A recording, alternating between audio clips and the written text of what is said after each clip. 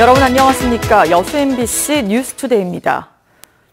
통합 여수시 출범 20주년을 맞아 시민단체가 시민의 날 변경을 위한 조례 개정을 요구했습니다.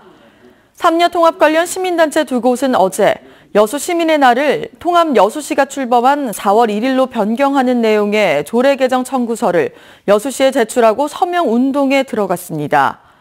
이들 단체는 또 통합 정신을 계승하기 위한 기념사업이 필요하다며 여수시가 적극 나서야 한다고 강조했습니다. 순천만 국가정원에 투입되는 시 예산 부담이 크고 또 지출액도 해마다 크게 늘고 있다는 보도 지난주에 전해드렸습니다. 순천시가 이에 대한 해명 자료를 배포했는데 이 문건 내용 곳곳에 심각한 왜곡과 부풀리기가 드러나 논란이 커지고 있습니다. 박광수 기자가 집중 취재했습니다. 국가정원 개장 이후 4년간 수입을 초과해 투입된 순천시의 자체 예산은 모두 399억. 이 같은 내용의 보도가 방송된 이후 순천시가 배포한 보도자료입니다. 전남대 조사 연구를 들어 지난해 4,116억 원의 지역경제 파급 효과가 났다고 적시했습니다. 하지만 연구 결과에 대한 심각한 왜곡입니다. 인용한 조사는 국가정원의 전반적 운영에 관한 연구가 아닌 한여름밤 물빛 축제 평가 연구, 일회성 축제의 관광객 지출 비용을 단순 추산해 자의적으로 산술 적용해버린 겁니다. 보도자료를 내면서 해당 조사를 수행한 연구팀에는 한마디 자문도 구하지 않았습니다. 연구 책임자도 취재진과 통화해서 단순 합산은 왜곡이 생길 수 있는 잘못된 계산이라고 명확히 지적했고 시 당국도 뒤늦게 오류를 인정했습니다. 쓰면서 조금 연결 과정의 차이라고 보면은 양해를 좀 해주시면 좋겠습니다. 의도적인 수치 부풀리기도 황당한 수준입니다. 순천만 국가정원의 입장 수입 증가로 지난해 91억, 올해 101억 원의 정부 교부금을 받았다는 대목. 순천시의 전체 세외 수입 증가액을 산정해 정한 정부의 교부금인데 마치 국가정원에 대한 지원금인 양 크게 부풀려 제시한 겁니다. 1년 동안 100억 원 전체가 입장료 수입 때문에 나온 것은 아니다. 그건 확실한 겁니다. 국가정원의 지난해 총 수입 대비 지출액을 따지면 적자액은 모두 138억 원.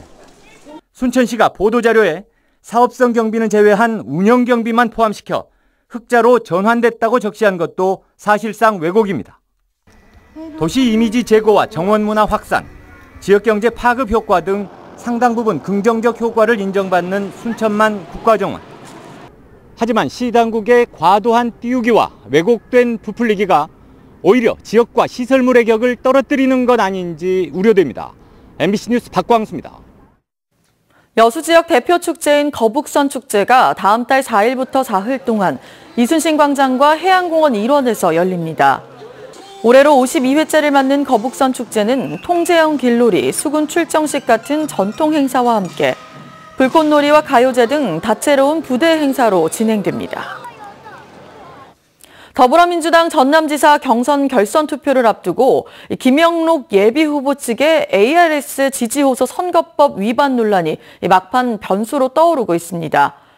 육성 녹음이 문자 메시지에 첨부된 것인지 아니면 자동 응답 시스템을 이용한 그건지가 관건인데 관련 규정을 짚어봤습니다. 박영훈 기자입니다. 장만채 예비후보가 공개한 자신과 김영록 예비후보의 경선 기간 육성 녹취 내용입니다. 장만채 더불어민주당 전남도지사 예비후보입니다. 오는 6월 13일은 지방선거 날입니다. 꼭 투표하시고 오늘부터 3일간 전화투표가 실시됩니다. 문재인 정부 농식품부 장관과 18, 19대 국회의원 출신의 김영록 후보를 꼭 선택하여 주시기 바랍니다. 장만채 예비후보는 지방선거 참여를 독려한 반면 김영록 예비후보는 구체적인 경선 일자를 알리며 지지를 호소하고 있습니다. 선거법상 경선 참여 예비후보가 가능한 선거운동 방식, 문자 메시지나 문자 메시지에 첨부한 음성과 동영상은 가능하고 대규모 문자를 보낼 때는 선관위에 사전 신고를 해야 합니다. 문제는 문자가 아닌 후보자가 직접 녹음해 자동 응답 시스템, 즉 ARS만을 이용한 경선 지지, 특히 당원이 아닌 일반 유권자에게 보낼 경우 선거법 위반 소지가 있다는 게 선관위의 판단입니다. 선관위는 김 예비후보 측이 경선 전 음성 메시지 가능 여부를 물어와 이 같은 내용을 알려줬을 뿐 ARS 음성을 사용해도 괜찮다는 답변은 하지 않았다고 MBC 취재진에 밝혔습니다. 이에 따라 장만채 예비후보가 입수해 공개한 녹취 파일이 문자에 딸린 음성이 아니라 ARS 음성인지, 받은 사람이 당원이 아니라 일반 유권자인지가 핵심이 될 것으로 보입니다. 장만채 예비후보 측은 명백한 불법이라고 몰아붙이고 있고, 김영록 예비후보 측은 장 후보 측이 김 후보를 선거 사범으로 규정하고 문자 메시지를 보내고 있다며 허위사실 유포와 명예훼손 혐의로 검찰과 선관위에 고발키로 했습니다. MBC 뉴스 박영훈입니다. 민주평화당 박지원 의원이 전남지사 선거에 나서지 않을 것으로 보입니다. 박지원 의원은 MBC와의 인터뷰에서 국회 원내 교섭단체 상황과 가족투병 등 주변 여건상 직접 출마가 쉽지 않다는 뜻을 밝혔습니다. 장용기 기자가 보도합니다. 6.13 지방선거에 출마할 것이냐는 질문에 민주평화당 박지원 의원은 당초에는 뜻이 있었음을 숨기지 않았습니다. 저도 관심을 가지고 작년 여름에 전라남도 일원을 다 한번 다녀봤습니다. 박지원 의원은 그러나 현실적인 여건이 6.13 지방선거에 직접 나서기 쉽지 않은 상황임을 설명했습니다.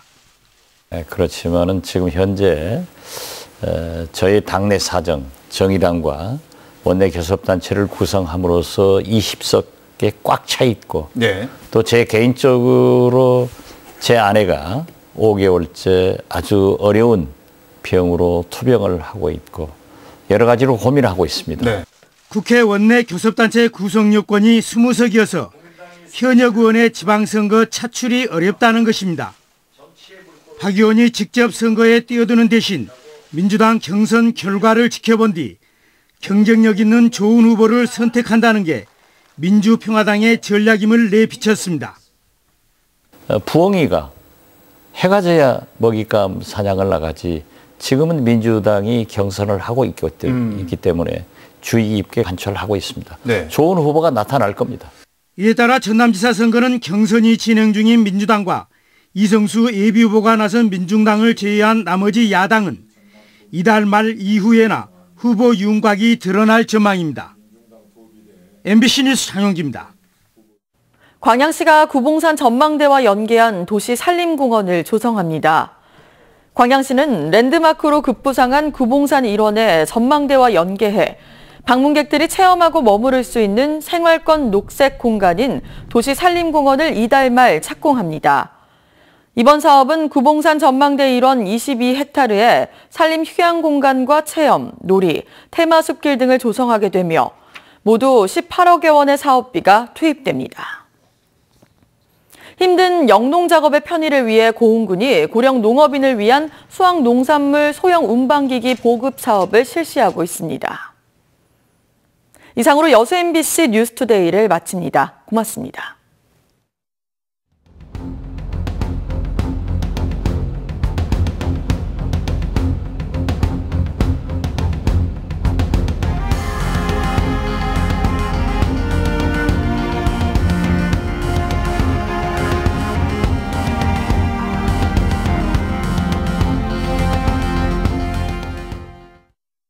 오늘 곳곳에서 공기가 탁하겠습니다. 지금 먼지가 쌓여있는 충청과 남부지방을 중심으로는 미세먼지 농도가 100마이크로그램을 웃돌고 있고요. 서울도 1시간 전보다는 농도가 짙어졌습니다.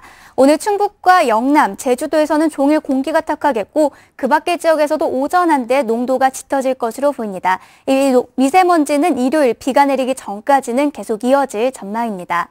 오늘도 따뜻한 날씨는 계속되겠습니다. 한낮 기온 서울은 20도, 대구 23도까지 오르겠고 그만큼 일교차도 크겠습니다. 현재 충청과 전라도 곳곳에 옅은 안개가 끼어 있고요. 미세먼지까지 뒤엉켜 있습니다. 오늘 전국이 대체로 맑겠지만 일부 지역에서는 연무와 방무가 끼는 곳이 있겠습니다.